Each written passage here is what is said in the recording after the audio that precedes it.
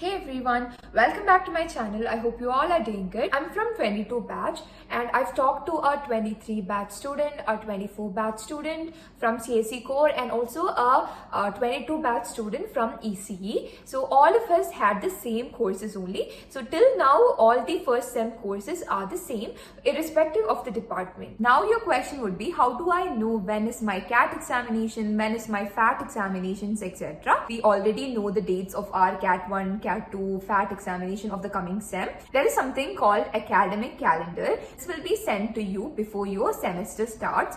Like for us, we've already got the academic calendar, so we know when our CAT 1, CAT 2, FAT examination would be for the following sem. Like that, you'll also receive your academic calendar. For us, our classes start on 9th July. For you, I think it's 21 or 22, I'm not sure. Our CAT 1 examination is on 16th August, like 1 month and a few days after our classes start. And our CAT 2 starts on 4th October 2025. Our final assessment test or FAT examinations start on 10th November 2025. So this is the timeline we are given because our classes start on 9th July and your classes start like 1 or 2 weeks after.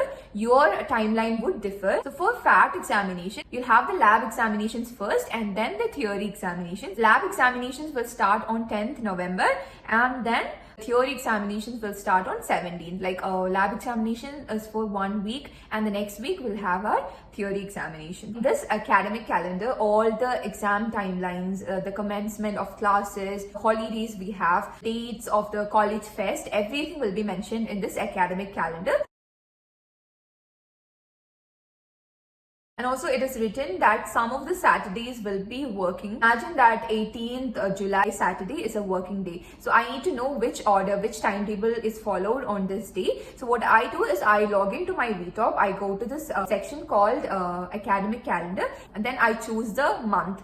The month is July, right? So I choose July 2025 and then I can see the calendar of July 2025, and in the column of 18th July it will be written Friday order or Monday order. If it's written Monday order, then I have to follow the Monday's timetable. If it is written Friday's order, then I have to follow the timetable that is given for Friday. Also, if you are a law student, you'll have a different academic calendar than the rest of the students because it is specifically written that applicable to the students of all programs except law in this academic calendar. Most of the things would be same only, but there would be some changes maybe in the examination dates and all. Now the most important thing is to talk about how to study, or like where do I get the materials to study from. So one way of getting the materials is to follow the PDF or the slides PPT that the faculty gives. Some faculties give the materials like 1 or 2 weeks before examination starts. Some faculties give the materials right after a module is over. Some faculties even update regularly. So it depends on the faculty. Faculties use PDF and PPT slides to teach you in the classroom, and the same slides they will send to you via LMS or Microsoft Teams. So LMS is a platform where you get to access the notes and you get to do the quizzes and you submit digital assignments, etc. It depends on the faculty. Some faculties use LMS while others prefer Microsoft Teams. The LMS credentials you'll get 1 or 2 weeks after classes start. Studying just the PDF or PPT won't give you marks. Because in CAT 2 examination, even if you write down everything that is given by the faculty in your notebook and you go for the examination, you won't even get a single question about what you have written in your notebook if you are just referring to the PDF or PPT which is sent by the faculty. So what you should do is that in the syllabus sheet, you'll get the name of the textbook, and also faculties discuss about the textbooks to be referred in your first class. So make note of it, and you can either use the online version of it or you can go to library and borrow the books. Practice the problems, subjects like basic electrical and electronics engineering, calculus. There'll be a lot of problems and you have to work out these problems to score good marks in these kind of subjects. VIT also provides you an e-gateway service where you can log in with your official mail ID and password, and then you will get to access books, research papers, journal, etc. You can use the e-gateway platform as well for your projects and your studies.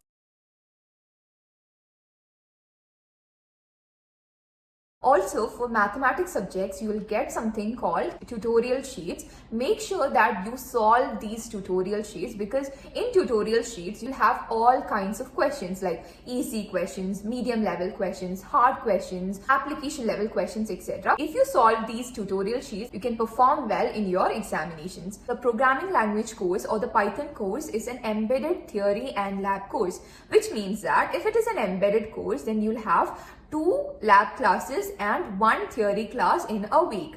If it is a normal theory subject, like a theory only course, then you'll have 3 classes per week, 3 theory classes per week. And if it is a lab only course, then you'll have 1 lab class per week. For the lab courses, you don't have CAT 1 and CAT 2, you just have FAT examination. Sometimes the faculties conduct an examination called PAT or MAT. The weightage for the FAT examination for lab courses is 40 marks. The rest 60 marks comes from internal for lab course as well. Courses like engineering chemistry and engineering physics, the 60 marks comes from the internal like the experiments you conduct in your lab hours, and you have to get the verification signature. You have to maintain a record as well. So based on that, you will get the 60 marks. Sometimes the faculties will conduct a mid assessment test called MAT examination as well. And for programming languages, there will be examinations called PAT examination. The number of PAT examinations and the weightage of each PAT differ and depend on the faculties. So some faculties might conduct like 6 PATs for 10 marks each. So it will be a total of 60 marks, while some others conduct like 12 PATs for 5 marks each, and then that makes it 60. Some may conduct 4 PATs and a quiz. So it depends on the faculties, and the weightage for your final assessment test would be 40 marks. So that makes a total of 100 marks for your lab course. Now about the mistakes I made in my first sem. Okay, the first mistake I did was entirely relying on the PDFs that my faculty sent and also the textbooks. So while studying for basic electrical and electronics engineering course, I used to solve a lot of circuits. I used to borrow the textbook from the library and use it and solve problems. And also most of the things I learned was from the PDF that my faculty sent. What I didn't do was study from YouTube channels. In my first sem, I never referred to any YouTube channels. I never even saw one video, because in my school days also I was not used to relying on YouTube for academics. But this was a big mistake I made in my first sem, and from my second sem, I started referring to YouTube channels and I started learning from YouTube videos. Now, how to study using YouTube channels. In your syllabus sheet, I told you, right, under every module, you'll be given the topics you have to study in each module. So what you do is you go to YouTube and then you type in each of the topics, and then you'll get recommended videos, and the video that helps you learn the best, follow that. The second mistake I made was not solving the tutorial sheets for the math subjects. Like for calculus, we got tutorial sheets. I did go through the questions, read the questions. I would be like, oh, I know this.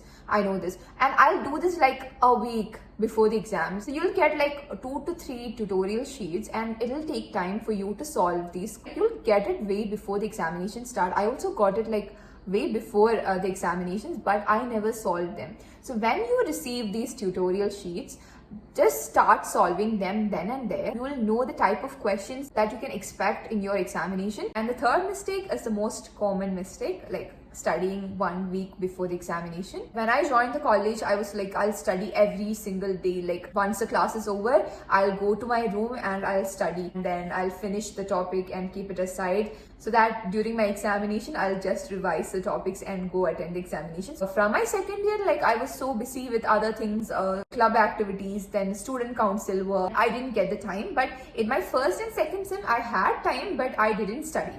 So I used to study like 1 week before the examination. And this is a fact that the more you study, the more problems you solve, the more you read about a topic, the more marks you score. So now it's time to reveal my first sem GPA. This GPA was not my best GPA or my worst GPA. My first sem GPA was 9.55. make a proper timetable and study accordingly. Even if you skipped one day and you didn't study for the entire day, it's fine. You can follow the timetable from the next day. Study regularly, not a week before the examination. And I hope you guys will give your best and score well in your first sem. And that's everything I wanted to talk about in this video. So that's it for today, guys. I hope you liked the video. Thank you so much for watching. Bye bye. See you soon.